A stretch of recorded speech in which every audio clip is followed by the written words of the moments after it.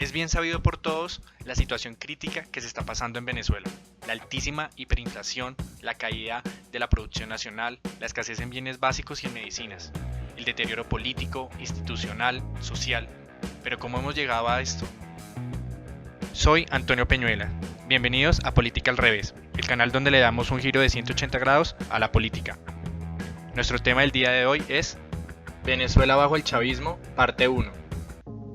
Después de los acontecimientos del 30 de abril de 2019, el estallido social, el resquebrajamiento del régimen y ante la incertidumbre de los múltiples escenarios diametralmente opuestos que se prevén como son la permanencia de la cleptocracia chavista, la chamorrización de Venezuela, que significa la convivencia con las instituciones chavistas, o la ruptura total con el Estado chavista, debemos realizar un ejercicio retrospectivo sobre el balance histórico del chavismo en estos 20 años. Claramente se deben tomar varias aristas, como son el factor político, el factor social y el factor económico, entre otros. En este capítulo hablaremos del factor económico. ¿Y quién mejor que nos lo explique cómo lo puede hacer el doctor Pedro Francisco Carmona Estanga? Economista, expresidente de Fede Cámaras y presidente número 49 de la República de Venezuela. Gracias por la invitación a participar y a reflexionar sobre algunos de los temas más importantes de la economía venezolana con este grupo de Política al Revés.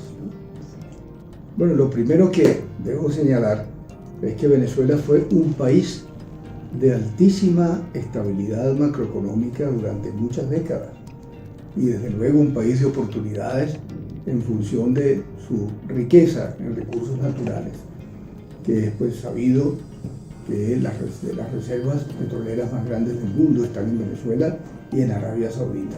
Venezuela gozó de un periodo muy largo de estabilidad macroeconómica. El bolívar fue, junto con el franco suizo, las monedas más fuertes. Inclusive se consideraba más fuerte que el dólar en algún momento, cosa que parece extraño o paradójico. Pero también los niveles de inflación de Venezuela fueron similares o inferiores a los de Estados Unidos durante décadas. Esa estabilidad macroeconómica comenzó a perderse hacia los años 80, cuando se materializó la primera devaluación del bolívar y los venezolanos comenzaron a vivir, digamos, una experiencia desconocida de devaluación e inflación. Pero en todo caso, podríamos decir que durante los años previos a la llegada del gobierno de Chávez, el país continuaba con ajustes por los precios bajos del petróleo, $8 el barril, pero invirtiendo inclusive en el crecimiento de la industria petrolera. Se estimaba, por ejemplo, que en el año 2010 Venezuela debía estar produciendo 5 millones de barriles diarios de petróleo. Se habían hecho inversiones muy grandes fuera, en Estados Unidos, con la compra de Sildo, en el Caribe, con facilidades petroleras, y en Europa en varias refinerías, para asegurar una política de internacionalización de PDVSA. Pues todo eso comenzó, digamos, a modificarse y a revertirse. Primero con la politización de Petróleos de Venezuela, que llegó a ser la segunda empresa energética del mundo y hoy está convertida en una empresa en bancarrota, sin capacidad operativa, sin las inversiones necesarias para producir y refinar, que es el core business de PDVSA. Y luego la política de estatizaciones, expropiaciones, que aplicó el gobierno de Chávez, han llevado a la destrucción del aparato productivo de una forma verdaderamente dramática. Tanto es así que del número de establecimientos industriales, comerciales y agropecuarios que existían en el año 98, hoy apenas sobrevive el 20%, es decir, el 80% del número de empresas ha cerrado. Y las que sobreviven lo están haciendo a una baja capacidad instalada, sobreviviendo, como es el caso de una empresa, un emporio como Empresa Polar, por ejemplo, ¿no? Pero en el campo, pues, de las empresas que han sido estatizadas o expropiadas, pues vemos que, lamentablemente, el Estado demuestra una vez más, y sobre todo este Estado socialista, su incapacidad para conducir empresas. Por ejemplo, ¿no? La siderúrgica del Orinoco está virtualmente cerrada, había sido expropiada. la electricidad de Caracas y todas las empresas eléctricas privadas fueron también expropiadas.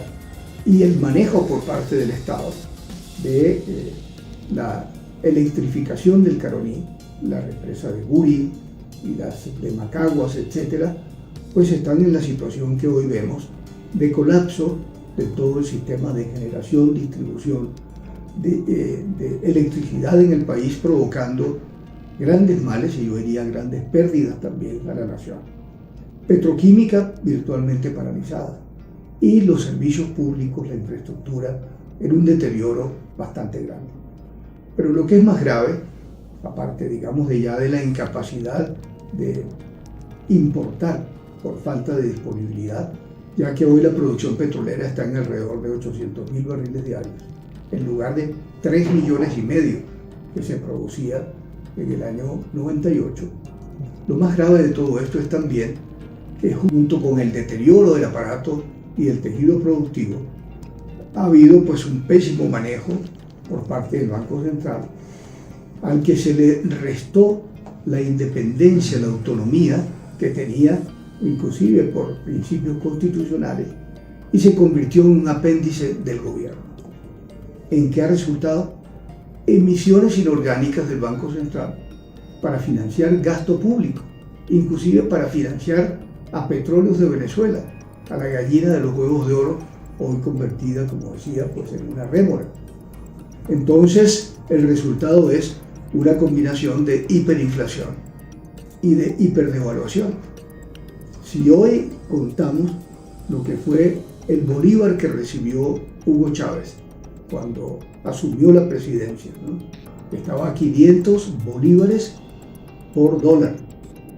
Luego, a lo largo, digamos, de su gestión, de la de Chávez, terminó quitándole 3 ceros al signo monetario y lo llamó Bolívar fuerte.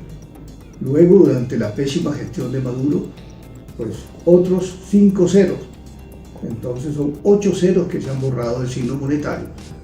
Y el tipo de cambio está prácticamente a 6.000 por dólar.